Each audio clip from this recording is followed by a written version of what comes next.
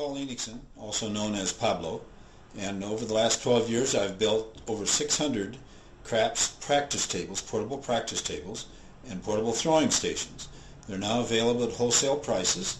My website is pabloscrapsunits.com, and it's listed at the bottom of this video.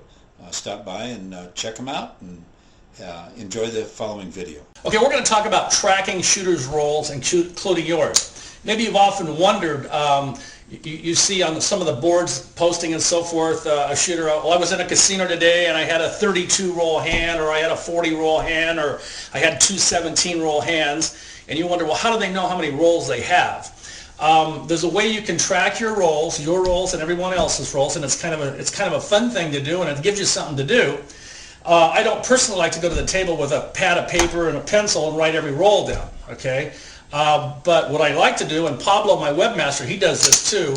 When we both go out, generally he's the one that does this. We don't both need to do it. So what we do is we put a chip in an empty rail, in an empty rack, and 6 chips designate the 6 different box numbers.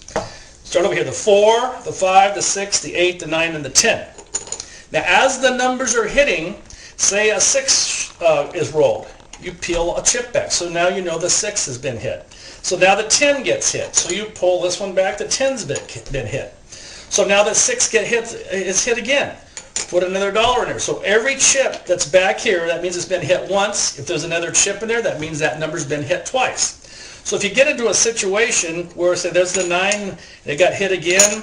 If you see a red chip in there, so we've got a red chip there, that means that 6 has been hit 5 times.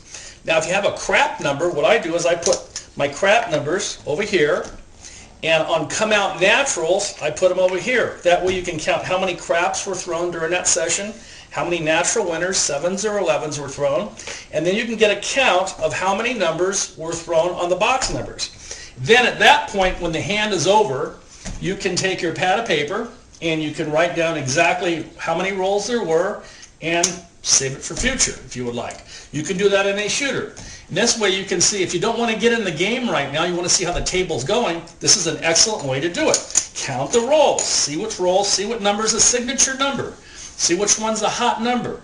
So if the guys are throwing inside numbers, you may want to start making some bets on the inside numbers. Kind of gives you a track, kind of gives you what's happening on this particular game. If you're doing this and you don't bet right away, so the guy establishes a point, say an 8, now all of a sudden he 7's out, okay, there's 2 rolls in the dice, bingo, you haven't even made a bet yet because you haven't seen which way the game is going. Statistically, there's 1 7 in every 6 rolls. That's the mathematics stats. We all know that. But typically, say over 10,000 rolls, half of your shooters aren't going to even get to 4. It's going to be like 3.74 rolls, and he's going to 7 out. So you may want to watch the shooters and keep track of them. So when you get to a certain point, you may want to enter this shooter's hand. So it gives you something to do. It's kind of fun.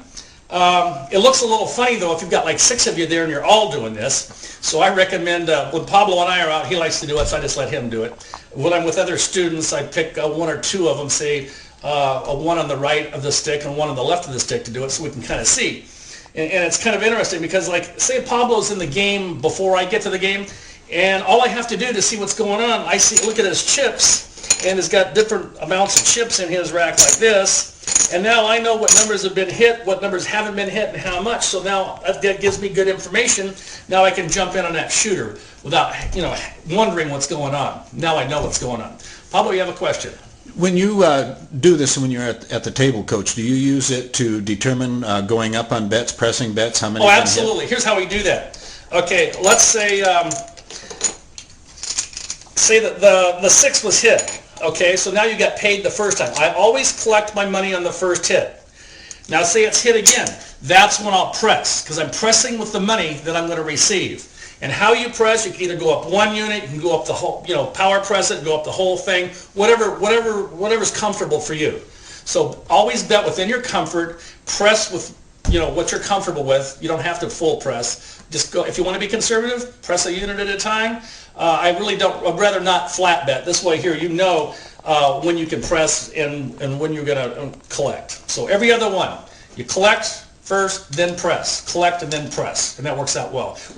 Just a quick story. We were in a game one time where one of our shooters was throwing the dice. He happened to have a 57 roll hand. And I did a couple come bets. And I'm looking at Pablo's configuration here, and I looked down and I had a 6 that had never been paid. He'd rolled 22 times and only hit 1 6. So this gives you good information. But the 9, he hit 17 9s in 57 rolls. So there was a lot of money made in that 9. And as a matter of fact, Tim was the shooter. He started out with a $10 bet, collecting every other one, and he had it pressed up to the max in this game was $3,000 from $10 bet. So he made a lot of money. We all made a lot of money in those rolls that day. So that's how you can keep track of your rolls. It's a lot of fun, and then if you want to, you can write the results down at the end. So try it, see how you like it. Let me know how you do. Go ahead and just try it, and then send me an email, and I'll answer your emails. Okay, thank you for your time. We'll see you in the next video.